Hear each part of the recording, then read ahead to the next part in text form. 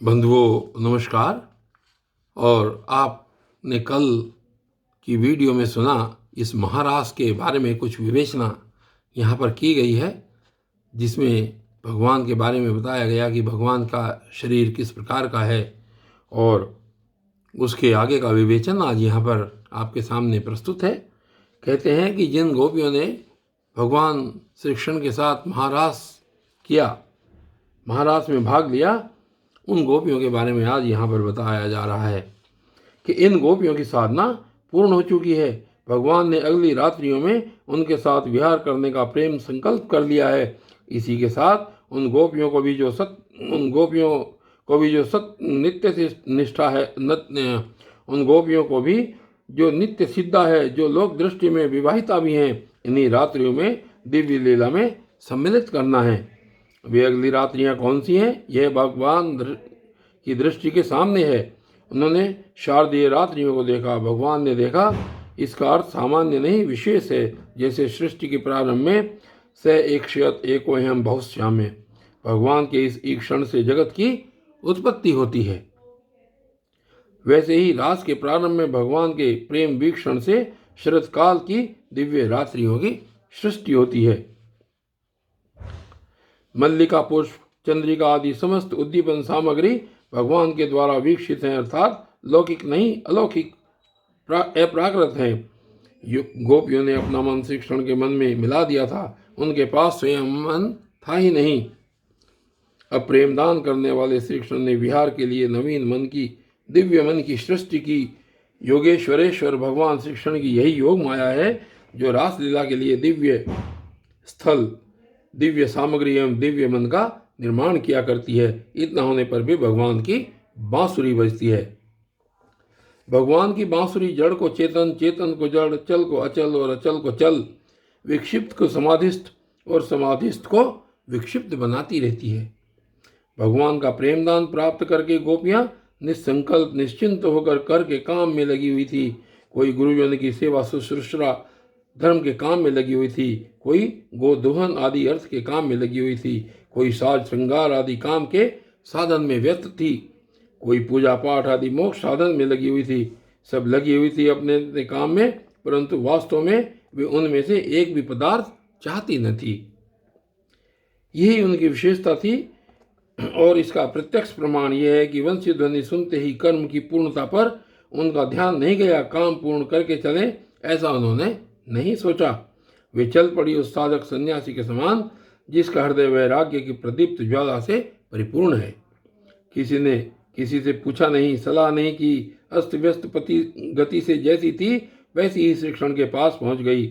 वैराग्य की पूर्णता और प्रेम की पूर्णता एक ही बात है, दो नहीं। गोपियां ब्रज और श्री कृष्ण के बीच में मूर्तिमान वैराग्य है या मूर्तिमान प्रेम, क्या इसका निर्णय कोई कर सकता है? और आगे फिर इसके बारे में बताया गया है कि साधना के दो भेद हैं। साधना दो प्रकार की होती है, मर्यादापूर्ण वैध साधना और मर्यादा रहित अवैध प्रेम साधना।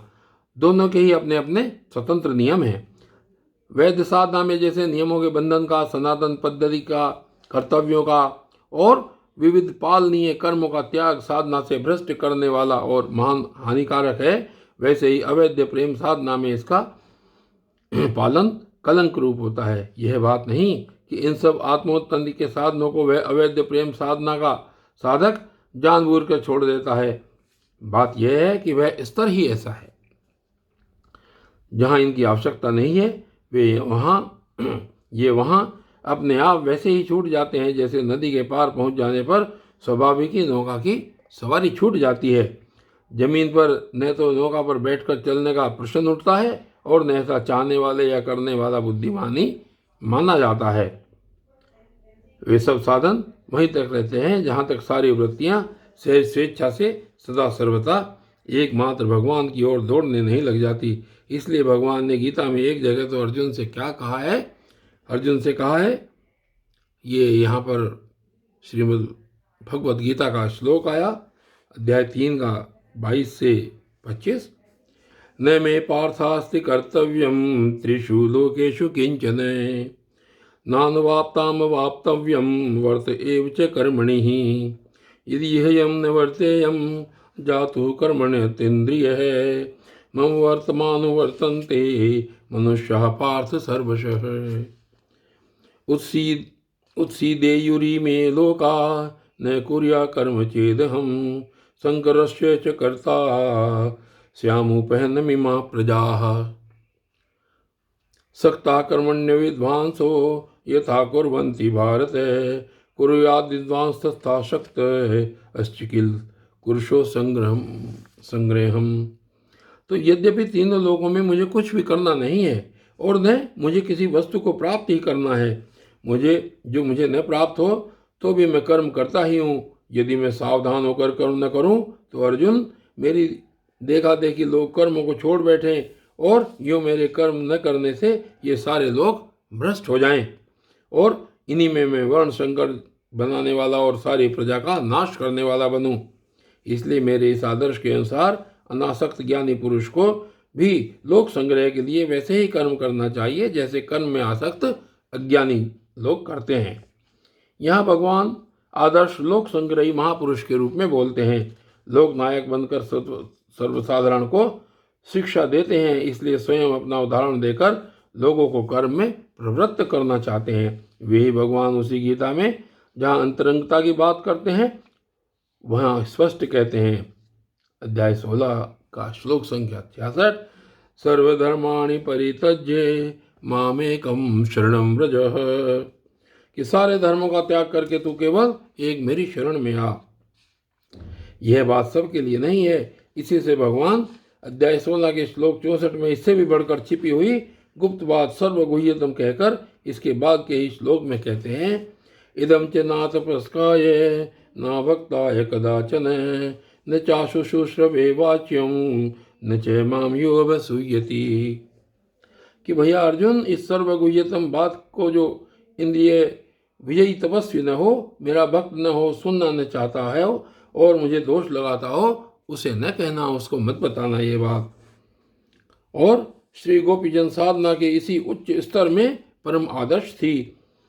इसी से उन्होंने देह गेह पति पुत्र लोक परलोक कर्तव्य धर्म सबको छोड़कर सबका उल्लंघन कर एकमात्र पर धर्म स्वरूप भगवान श्री कृष्ण को ही पाने के लिए अभिसार किया था। उनका यह पति पुत्रों का त्याग, यह सर्वधर्म का त्याग ही उनके स्तर के अनुरूप स्वधर्म है। इस स्वधर्म त्याग रूप स्वधर्म का आचरण गोपियों जैसे उच्च स्तर के साधकों में ही संभव है, क्योंकि सब धर्मों का यह त्याग वही कर सकते हैं जो इसका यथाविधि पूरा पालन कर चुकने के बाद इसके परम फल अनन्य और अचिंत्य देव दुर्लभ भगवत प्रेम को प्राप्त कर चुकते हैं। वे भी जानबूझकर त्याग नहीं करते। सूर्य का प्रखर प्रकाश हो जाने पर तेल दीपक की भांति स्वतः ही ये धर्म उसे त्याग देते हैं। यह त्याग तिरस्कार मूलक नहीं वरम तृप्ति मूलक है। भगवत प्रेम की ऊंची स्थिति का यही स्वरूप है। देवश्री नारद जी का एक सूत्र है, वेदानपि संन्यस्ति केवल विचिन्नम अनुरागम लभते, कि जो वेदों का यानी कि वेद मूलक समस्त धर्म मर्यादाओं का भी भली भांति त्याग कर देता है, वह अखंड असीम भगवत प्रेम को प्राप्त करता है। जिसको भगवान अपनी वंशी ध्वनि सुनाकर नाम ले लेकर बुलाएं, वह भला किसी दूसरे धर्म की ओर ताक कर कब और कैसे रोक सकता है। और आगे बताते हैं इसके बारे में कि रोकने वालों ने रोका भी, परंतु हिमालय से निकलकर समुद्र में गिरने वाली ब्रह्मपुत्र नदी की प्रखर धारा को क्या कोई रोक सकता है? वे नहीं रोकी जा सकी। जिनके चित्त में कुछ प्राक्तन संस्कार अवशिष्ट थे, वे अपने अनाधिकार के कारण से शरीर जाने में समर्थ न हुई। उनका शरीर घर में पड़ा रह गया। भगवान के वियोग दुख से उनके सारे कलुष धुल गए। ध्यान में प्राप्त भगवान के प्रेमालिंगन से उनके समस्त सौभाग्य का परम फल प्राप्त हो गया और वे भगवान के पास शरीर जाने वाली गोपियों के पहुंचने से पहले ही भगवान के पास पहुंच गई, भगवान में मिल गई। यह शास्त्र का प्रसिद्ध सिद्धांत है कि पाप पुण्य के कारण ही बंधन होता है और शुभाशुभ का भोग होता है। शुभाशुभ कर्मों के भोग से जब पाप पुण्य नष्ट हो जाते हैं तब जीव की मुक्ति हो जाती है। यद्यपि गोपियां पाप पुण्य से रहित श्री भगवान की प्रेम प्रतिमा स्वरूपा थी, तथापि लीला के लिए यह दिखाया गया है कि अपने प्रियतम श्री कृष्ण के पास न जा सकने में उनके विरहानल से उनको इतना महान संताप हुआ कि उससे उनके संपूर्ण अशुभ का भोग हो गया। उनके समस्त पाप नष्ट हो गए और प्रियतम भगवान के ध्यान से उन्हें इतना आनंद हुआ कि उससे उनके सारे पुण्यों का फल मिल गया। इस प्रकार पाप पुण्यों का पूर्ण रूप से अभाव होने से उनकी मुक्ति हो गई, चाहे किसी भी भाव से हो, काम से, क्रोध से, लोभ से। जो भगवान के मंगल में श्री विग्रह का चिंतन करता है उसके भाव की अपेक्षा न करके वस्तु शक्ति से ही उसका कल्याण हो जाता है। यह भगवान के श्री विग्रह की विशेषता है। भाव के द्वारा तो प्रस्तर मूर्ति भी परम कल्याण का दान कर सकती है। बिना भाव के ही कल्याण दान भगवत विग्रह का सहज दान है। और बंधुओं, आज की इस वीडियो में इस विवेचना को केवल यहीं तक रखते हैं और आगे भी इस विवेचना को आप सुनते रहेंगे। तब तक के लिए धन्यवाद।